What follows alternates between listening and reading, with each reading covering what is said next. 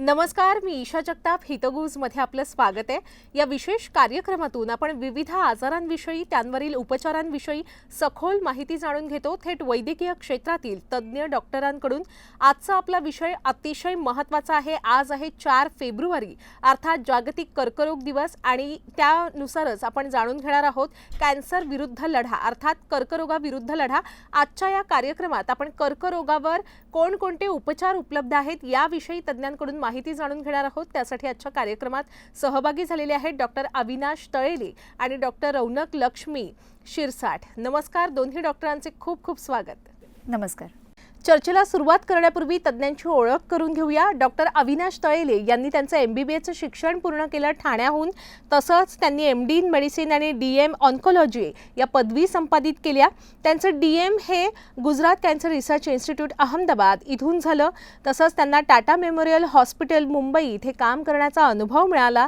महत्त्वाचं म्हणजे ते गोल्ड मेडलिस्ट आहेत. त्यांचं स्वतःचं ऑन्कोलॉजी स्पेसिफिक रेस्टॉरंट ऑन्कोकेअर हे अद्ययावत असं डे केअर सेंटर आहे डोंबिवलीमध्ये. तसंच गेली 4 वर्ष ते इथे रुग्णसेवा देत आहेत. त्यांचा मेडिकल ऑन्कोलॉजी आणि हेमॅटॉलॉजीमधला अनुभव 10 वर्षांहून अधिक आहे. प्रामुख्यानं ठाणे, कल्याण आणि डोंबिवली इथे ते कार्यरत असतात. तसंच डॉक्टर रौनक लक्ष्मी शिरसाठ तळेले यांनी त्यांचं MBBAचं शिक्षण पूर्ण झाल्यानंतर छत्रपती संभाजीनगर इथून DNB इन रेडिओलॉजी ही पदवी संपादित केली आणि त्यानंतर नायर रुग्णालय जे मुंबईमध्ये आहे तिथे त्यांनी न्यूरो रेडिओलॉजीची फेलोशिप मिळवली आणि पुढील शिक्षणासाठी त्या माउंट सियानी हॉस्पिटल जे न्यूयॉर्कमध्ये आहे तिथून त्यांनी हेड अँड नेक इमेजिंग या विषयात उच्च शिक्षण घेतलं.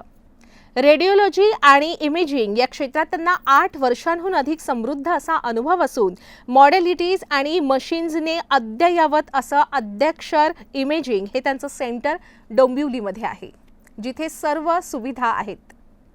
खरं तर आपल्या सर्वांना माहीत असेल, काही प्रेक्षकांना माहीत नसेल, यंदा अर्थात WHO कडून जाहीर करण्यात आलेलं आहे की यंदा कॅन्सर विरुद्ध लढा देण्यासाठी आपली थीम आहे युनायटेड बाय द युनिक. खरं तर ऑन्कोलॉजिस्ट म्हणून आणि एक रेडिओलॉजिस्ट म्हणून आपल्याकडून जाणून घ्यायचं आहे या थीमचं महत्त्व. जेव्हा आपण युनायटेड बाय द युनिक असं म्हणतो तेव्हा 2 शब्द आपल्याला स्ट्राईक होतात. One is United, the other is unique. Unique कशासाठी, तर जरी समजा आपण म्हणू शकतो की ट्यूमर्स एका प्रकारचे आहेत की ल्युकेमिया आहे, लिम्फोमा आहे, ओव्हॅरियन ट्यूमर्स आहेत, ब्रेस्ट ट्यूमर्स आहेत, तरी एव्हरी पेशंटची बॉडी किंवा एव्हरी पेशंटचं व्यक्तिमत्व किंवा हॅबिट्स ह्या सगळ्या वेगळ्या असतात. So that tumour is functioning uniquely in that persons body. त्याच्यासाठी ट्रीटमेंटसुद्धा अशी केटर करावी लागते की त्या पर्सनसाठी ती युनिक आहे. Because nowadays it is not about longevity की बाबा की हा व्यक्ती मरत नाही आहे, पण क्वालिटी ऑफ लाईफला सुद्धा तेवढंच महत्त्व दिलं पाहिजे. आणि युनायटेड अप्रोच ह्याच्यासाठी की it is better if you form a team of multiple specialised doctors, की जसे रेडिओलॉजिस्ट आहेत ते डायग्नोज करणार, पॅथॉलॉजिस्ट आहेत ते त्या ट्यूमरचं IHC पॅनलिंग करणार किंवा हिस्टोपॅथॉलॉजिकल कोरिलेशन करणार. मग येतो तुमचा ऑन्कोसर्जन, मेडिकल ऑन्कोलॉजिस्ट जो किमोथेरपी देणार, आणि गरज पडली तर रेडिएशन ऑन्कोलॉजिस्ट जो रेडिएशन देणार. Because it is a multi parametric approach, that's why the theme is united by the unique. Madam, united by unique ही जी थीम आहे ह्याचा अर्थ असा आहे की जरी सेम आजार असला तरी 2 वेगळ्या पेशंट्सला किंवा 2 वेगळ्या रुग्णांचा डिसीज अतिशय वेगळ्याप्रमाणे बिहेव करतो. उदाहरणार्थ ब्रेस्ट कॅन्सरची गाठ असेल तरी ती गाठ वेगवेगळ्या लोकांमध्ये वेगवेगळ्या प्रकारे एक्सप्रेस होते किंवा तिचं नेचर वेगळं असतं. युनायटेड बाय युनिक ही जी थीम आहे ह्याचा अर्थ असा आहे की मल्टीडिसिप्लिनरी अप्रोच घेऊन सगळ्या तज्ज्ञांनी एकत्र येऊन एकत्रितपणे ह्याला ट्रीट करायचं आहे. पहिला प्रश्न आहे डॉक्टर रौनक लक्ष्मी आपल्यासाठी. जेव्हा आपल्याला एखाद्या रुग्णाच्या शरीरात गाठ दिसते, ट्यूमर दिसतो, त्यानंतर पहिली स्टेप असते बायोप्सी. खरं तर काही रुग्णांना किंवा त्यांच्या नातेवाईकांना अशी भीती वाटते की बायोप्सी केल्यामुळे कर्करोग हा पसरेल त्या विशिष्ट अवयवात किंवा शरीरात. याविषयी आपण काय सांगाल? बेसिकली हे तर एकदमच गैरसमज आहे की बायोप्सीने ट्यूमर असा पसरतो दुसरीकडे.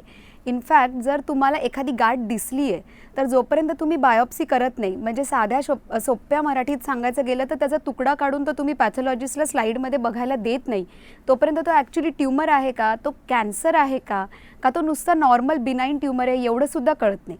एकदा का तुम्हाला कळालं की ही कॅन्सर सदृश्य गाठ आहे, त्यानंतर मग त्याचं तुम्ही जेनेटिक सिक्वेन्सिंग वगैरे करताय, ज्याच्यासाठी तुम्हाला स्पेशलाइज्ड अशी किमोथेरपी करता येते. हे करणं गरजेचं आहे का? हो, गाठ दिसल्यावर हे करणं गरजेचं आहे. दुसरा पॉईंट, हे केल्याने ती गाठ पसरते का तर नाही, हे खूप सेफ असतं. हे मोस्ट ऑफ द टाइम्स एक OPD बेस्ड प्रोसिजर असतं आणि इंटरव्हेन्शनल रेडिओलॉजिस्ट हे करतात, ज्याच्यात सोनोग्राफी किंवा CT स्कॅनच्या साहाय्याने गाठीचा एक छोटासा तुकडा घेतला जातो, जो टेस्टिंगला पाठवला जातो पॅथॉलॉजिस्टकडे. ह्याचे रिस्क एकदम मिनिमल असतात, जे तुम्हाला थोडंसं पेन होणं किंवा कधीकधी तो प्रोसिजर आपल्यावरती होतोय म्हणून घबराट फील होणं वगैरे असे असतात. बट बेनिफिट्स असंख्य आहेत, कारण तुमची गाठ काय आहे हे कळाल्यानंतर तुमची पुढची ट्रीटमेंट सोपी होऊन जाते. खरं तर डॉक्टर, आपण असं म्हणता की every patient, every tumour, every cancer is different. मग अशा युनिक अशा ट्यूमरसाठी, वेगवेगळ्या गाठींसाठी पर्सनलाइज ट्रीटमेंट कशी असते? कसा बदल होतो जीवनशैलीमध्ये रुग्णांच्या? नक्कीच. जसं की मी सांगितलं की सेम आजार जरी असेल तरी दोन लोकांमध्ये तो वेगवेगळा असतो. ज्याचं त्याचं मॉलिक्युलर प्रोफाईल वेगळं असतं, त्याचं नेचर वेगळं असतं. त्याचप्रमाणे जसं की आपण स्पेशलाइज टेस्ट करतो आणि आपण टार्गेटेड थेरपीसाठी आपण टार्गेट्स आयडेंटिफाय करतो. तर हे स्पेसिफिक टार्गेट्स ज्या ट्यूमर्समध्ये असतील त्याची विशिष्ट ट्रीटमेंट देऊन, टार्गेटेड थेरपी देऊन त्यांना आपण ट्रीट करू शकतो. खरं तर ना, आधी असे मोठमोठे आजार म्हटलं तर ते 50शीत 60त उद्भवायचे, पण आज जर आपण पाहिलं तर 30शीतल्या 40शीतल्या तरुणांना सुद्धा कर्करोग होतोय. आधीच त्यांची लाईफस्टाईल किंवा त्यांची जीवनशैली म्हणा ती अतिशय धावपळीची, तणावात्मक असते. मग त्यांना आपण उपचार कसे देता, कशी डिझाईन करता त्यांची ट्रीटमेंट? नक्कीच, ही फारच चिंताजनक गोष्ट आहे. आजकाल जे आजार 40-50मध्ये होत होते ते 20-30मध्ये आपल्याला दिसायला लागले. ह्याचं प्रमुख कारण म्हणजे अल्ट्रा प्रोसेस फूड्स खाणं, सेडेंटरी लाईफस्टाईल म्हणजे बैठकी व्यवस्था असणं आणि लॅक ऑफ एक्सरसाइज आणि कॉन्स्टंट स्ट्रेस असणं, हे प्रमुख रिझन्स आहेत. आणि जसं तुम्ही ऐकलं असेल की sitting is the new smoking, त्यामुळे कॉन्स्टंटली बॉडीमध्ये इन्फ्लेमेशन होऊन आपलं कार्सिनोजेन्सला वाढणारं एक्सपोजर, पोल्युशन्स आणि इतर अनहेल्दी हॅबिट्समुळे त्याच्यापैकी एक ओबेसिटीसुद्धा आहे. त्यापैकी कर्करोग आता वाढत चाललेले आहेत आणि नुसते ते वाढतच नाही आहेत तर ते लवकर येतात आणि ते जास्त ॲग्रेसिव्ह होत चाललेले आहेत. खरं तर पूर्वीची जी उपचार पद्धतीचा विचार केला ना, तर स्कॅन करायचं म्हटलं तर एक ब्लॅक अँड व्हाईट पिक्चर आपल्या डोळ्यासमोर येतं, जे पूर्वी काढलं जायचे. पण आता मला वाटतं ॲडव्हान्स ट्रीटमेंट आलेले आहेत आणि इमेजिंगची क्वालिटीसुद्धा बदललेली आहे. कॅन्सरच्या ट्रीटमेंटमध्ये कसा फायदा होतो त्याचा? सो अगदीच म्हणजे आजकाल तर रेडिओलॉजी इज डेव्हलप्ड आणि it is developing by every coming moment.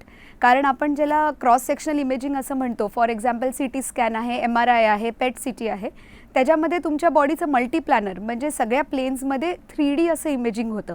So for example आम्हाला एखादी गाठ दिसली आहे तर आम्ही तिचा सखोल अभ्यास करून सांगू शकतो की ती या ऑर्गनपासून निघाली आहे, इथे पसरली आहे. सो सर्जनला पण अप्रोच करणं सर्जरीमध्ये बेटर असतं की दे नो की if they tackle it from such a angle or position, तर पेशंटच्या बाकीच्या ज्या नॉर्मल स्ट्रक्चर्स आहेत, ब्लड वेसल्स आहेत, त्यांना कमीत कमी हानी होईल. ऑब्व्हियसली या गाठीचं एक्सटेंट सांगितलं तर एक मेडिकल ऑन्कोलॉजिस्टला पण हे कळतं की किमोथेरपी कुठल्या एक्सटेंटपर्यंत दिली पाहिजे, आधी सर्जरी दिली पाहिजे का आधी किमोथेरपी देऊन ही गाठ छोटी केली पाहिजे, अशा बऱ्याचशा गोष्टी कळतात. कधी कधी हेही कळतं की आधी रेडिएशन देण्याची गरज आहे का, रेडिएशन दिलं तर ते दुसऱ्या ऑर्गन्सला कितपत लागेल, त्याची हानी किती राहील, त्याचे फायदे किती राहील. So multi parametric approach in imaging किंवा आम्ही ज्याला प्रिसिजन इमेजिंग म्हणतो, that is developing very fast and it is very necessary because you look at a tumour in a 3D way and you approach it also that way. खरं तर आता सर्व क्षेत्रांमध्ये AIचा वापर प्रामुख्याने केला जातोय. वैद्यकीय क्षेत्रामध्ये म्हणजे कॅन्सरचं ट्यूमर शोधण्यासाठी जे सामान्य डोळ्यांना, मानवी डोळ्यांना दिसू शकत नाही, ते शोधण्यासाठी या टेक्नॉलॉजीचा वापर केला जातोय का? म्हणजे प्रिसिजन रेडिओलॉजीबद्दल आपण काय सांगाल?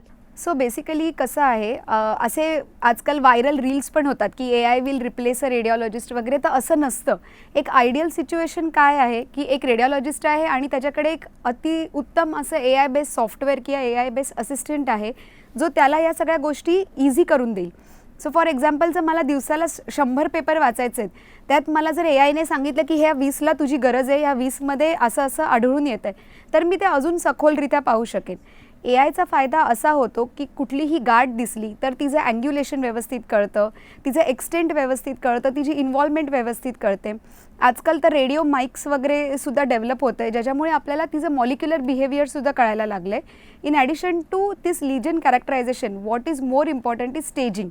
कारण आम्ही जेव्हा स्टेजिंग देणार तेव्हाच तुमचा कॅन्सर सर्जन किंवा तुमचा ऑन्को सर्जन किंवा तुमचा ऑन्कोलॉजिस्ट हे डिसिजन घेऊ शकणार की ह्याला आता ट्रीटमेंट काय आहे.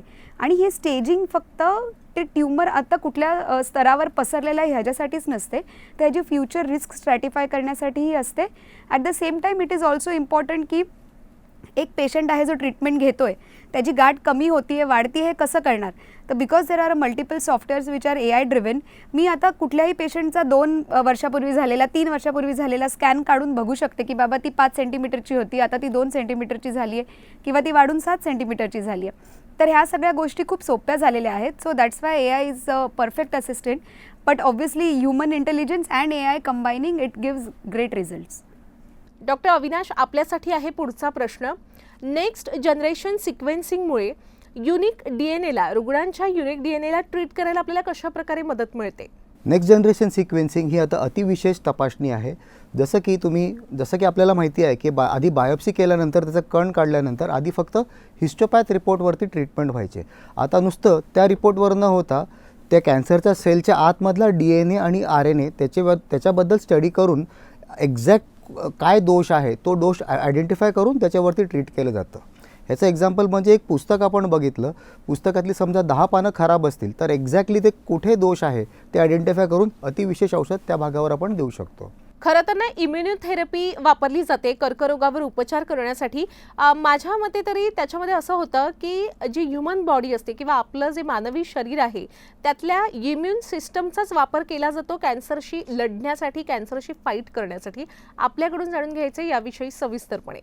आधी किमोथेरपी हे important part of the treatment असायचं, पण आता किमोथेरपीहून आपण खूप पुढे आलेलो आहोत. सध्या टार्गेटेड थेरपी आणि इम्युनोथेरपीज अतिशय कॉमन झालेले आहेत.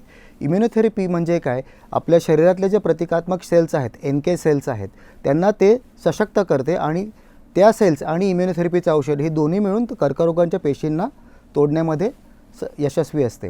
इम्युनोथेरपी आणि किमोथेरपीच्या कॉम्बिनेशनने क्युअर रेट ऑलमोस्ट 15 to 20% वाढतात आणि त्याच्यामध्ये ड्युरेबल रिस्पॉन्सेस आपल्याला आढळायला भेटतात. पण इम्युनोथेरपी ही सगळ्यांसाठी नसते. अतिविशिष्ट सेल्स ज्यांच्यामध्ये आयडेंटिफाय होतात त्याच लोकांना ती प्रभावी ठरते. आता बहुतेक साऱ्या आजारांमध्ये पोटेन्शियल टार्गेट्स आयडेंटिफाय केले जातात. जसं किमोथेरपी इम्पॉर्टंट आहे तसंच काही आजारांमध्ये किमोथेरपीची जोड टार्गेटेड थेरपीने केली जाते. जशी कुलपाची एक विशिष्ट चाबी असते त्याचप्रमाणे काही आजारांमध्ये एक विशिष्ट दोष असा आढळतो, त्याला आम्ही ॲक्शनेबल म्युटेशन असं म्हणतो. हे म्युटेशन आजाराला चालक असते आणि तेच आजाराला वाढवत असते. ज्या आजारांमध्ये असा दोष आम्हाला आढळतो त्या दोषासाठी एक विशिष्ट औषध आपण देतो त्याच्यामध्ये, ज्याला टार्गेटेड थेरपी म्हणतो. हे अगदी सेफ आणि इफेक्टिव्ह असतं आणि याच्याने क्युअर रेट्स आणि रिस्पॉन्स रेट ॲटलीस्ट 15-20% वाढतात. याच्याने क्वालिटी ऑफ लाईफ आणि क्युअर रेट दोन्हीही फार इम्प्रूव्ह होतात.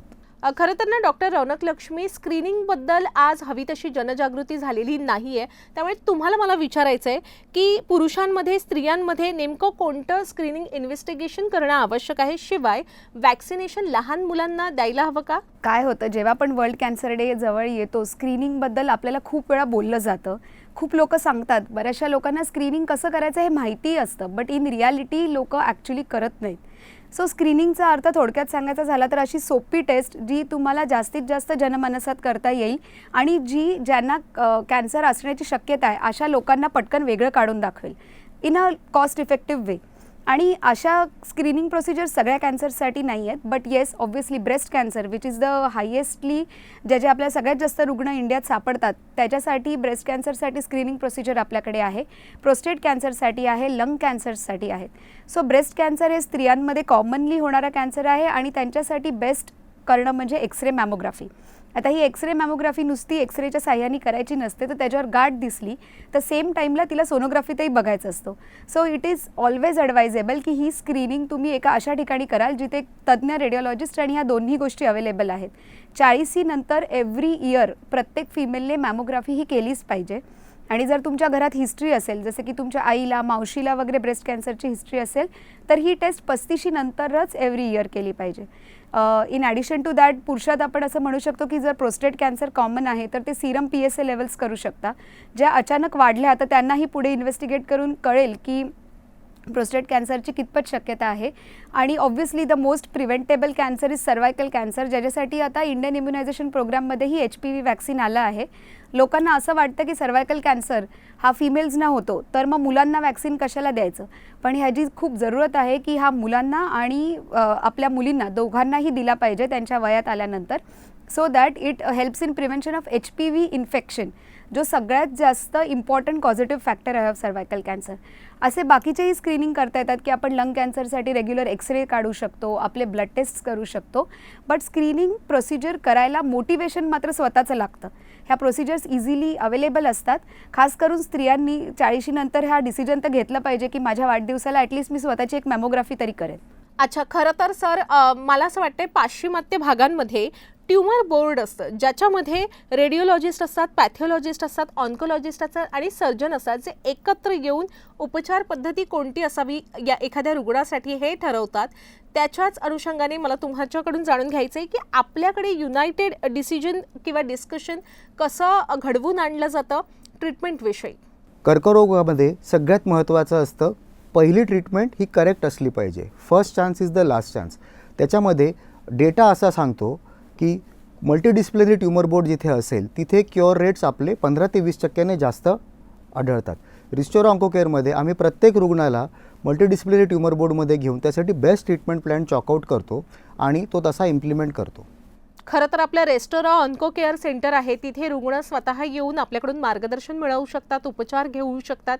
त्यामुळे हे सेंटर कसं सुविधांनी सुसज्ज आहे हेच आपल्याकडून आत्ता जाणून घ्यायचं आहे. रिस्टोर ऑन्कोकेअर आमचा एक संकल्पना आहे जिथे आम्ही कॅन्सरच्या पेशंट्सच्या घराजवळ त्यांना समजेल अशा भाषेत आणि त्यांना त्यांचे सगळे शंका निरसन दूर होऊन आम्ही तिथे ट्रीटमेंट प्लॅनिंग करत असतो. तिथेच एकाच छताखाली आम्ही किमोथेरपी, टार्गेटेड थेरपी, इम्युनोथेरपी आणि सगळ्या ॲडव्हान्स सेल्युलर थेरपीज तिथे आम्ही अवेलेबल करून दिलेल्या आहेत.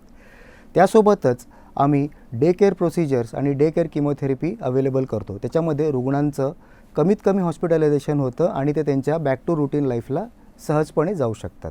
ह्याच्यामध्ये क्वालिटी ऑफ लाईफ हा जो पॅरामीटर आहे तो अतिशय उत्तमरित्या मॅनेज होतो.